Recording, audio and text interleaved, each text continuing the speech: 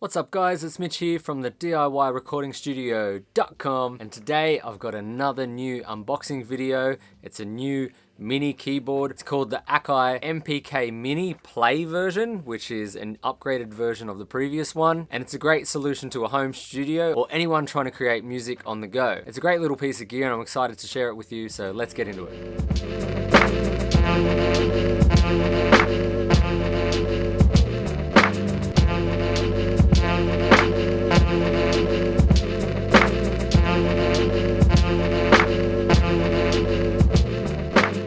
So first up, welcome back to the channel, and thanks again to all you new subscribers. And if you're new to the channel, please don't forget to hit like and subscribe down below, and don't forget to hit that little bell icon as well. So in my previous video, I'd mentioned that I just bought a new interface, and while I was shopping for that interface, I was looking at trying to get my studio rig a little more mobile, and I'm on the road for work a lot at the moment, and I need to have a portable rig that I can work from and create music and also prepare for classes where I teach. So I needed an interface solution, but I also needed a MIDI solution to input things like beats and keys and different instruments while I was away from home as well. And I was in luck, the guys at Muso's Corner helped me out with this aspect of my studio as well. And if you haven't seen that video, I'll put the link up here. And basically in that video, I did a short review and unboxing of the latest interface that I got from those guys. But on to the Mini Play. So it's behind me right here, the Akai Mini Play. And basically it's a mini keyboard. It's got 2 octaves, it's got some drum pads and a few other cool little features.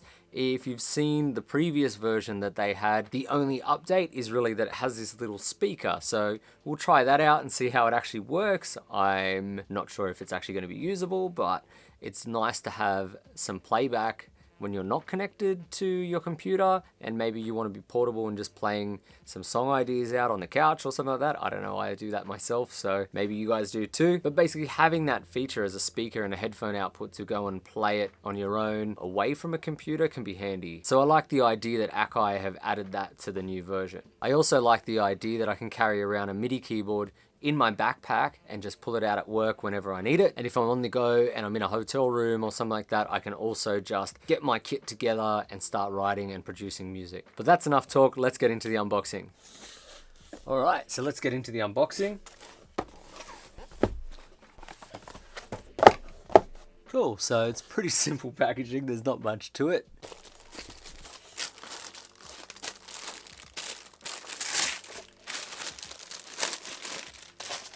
So you can see that we've got 2 octaves on the keys here. We've got 8 different dedicated pads here to run different drum samples, which honestly, in my opinion, 8 pads is more than enough. I've got a 16 pad MPD from Akai and I never use all of the pads all at once. So I think this is going to be ample. Over here, you've got the pitch bend, which is great, and expression, so volume control, which is pretty good as an addition. I mean, that will come in handy, even if you just input it roughly and then edit it, which I normally do anyway. You've got the arpeggiator on and off switch over here, and then you've got the octave switch, which all these switches seem pretty sturdy, which is pretty great. And then over the other side, you've got a switch for keys and drums, the internal sounds, so they're the inbuilt sounds that you'll hear when the device is not connected to your computer, and so it has about 100 and something built-in sounds, which is pretty great. And then you've got different banks for your pads and stuff like that, which is pretty great. And then on top of that, you've got your dial to select the different sounds that you've got built into the Akai. Cool, so you've got a filter here that can also be an attack for the envelope shaper. You've got a resonance, a reso dial, which can also be release on an envelope shaper. And then you've got 3 dials here. One's the volume for the speaker and headphones, and then one is a chorus effect, or it can also be an EQ dial, and then a reverb or an EQ low dial, which is pretty amazing. So these dials down here, where it says knob bank, that switches those to those different settings, which is pretty cool. They've packed a lot into quite a little, quite affordable device. So I'm sure that's going to be pretty handy. On the back here, I'll zoom in a little bit there. You've got the switch to select whether you're on USB power or battery. You've got a mini jack headphone. Now for that, I'm a bit disappointed that it's mini jack and not a full-size jack, but I can understand with the price that they're going to go a bit cheaper and put something like that in there. There's a sustain pedal input, which is great as well, and then your standard USB input there, which is pretty great as well. And then in the box, you also get USB keyboard, of course, so that's in there, that's nice. Cool, so let's get that stuff out of the way and maybe get the batteries in and have a look at how this little speaker here over here works.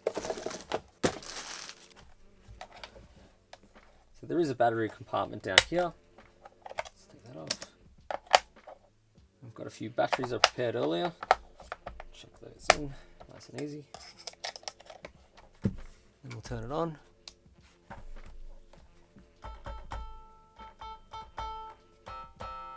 So you can hear a bit of reverb there. So I must say, I don't know if you can hear this through the camera microphone, but it's quite quiet. What's cool is you can actually select different drums and different keys, but unfortunately, this tiny little speaker down here can't deliver the low frequencies from an 808, which is kind of honestly to be expected. What I might do is grab some headphones and see if I can hear those things a lot better. Okay, so I've got my headphones. Just gonna plug it into the headphone jack.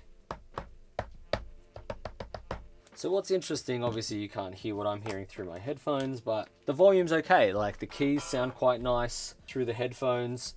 And basically the headphones seem like they'd be a usable solution. The speaker, however, unless you were in a quiet room on your own, you might really struggle to hear this little speaker play. It might be okay if you're just sort of practicing some chords or trying to figure out some little melodic ideas, but realistically you're probably going to want a set of headphones while you're using this disconnected from your computer. But all in all, a nice little unit, especially if you need something on the go. Cool, so that's the unboxing. Thanks for sticking around. A quick review of what I think about the Akai MPK Mini. First up, I think the keys are great. The form factor of the device is great. It fits pretty snugly into a bag, which makes it very portable. It's lightweight. I kind of don't notice it while I'm carrying it, so that's a great thing. I think the 2 octaves of keys is more than enough for most situations, but all the dials and the octave switches and stuff like that really give you enough flexibility to make any kind of situational songwriting situation work. And there's a whole heap of cool functions on there as well. So the ability to add chorus and reverb on dials, and even having the arpeggiator, which I'm not sure I would use the arpeggiator function, but that's kind of a cool idea. And the pitch bend is also a great addition as well. However, on the downside, that little speaker really doesn't seem to produce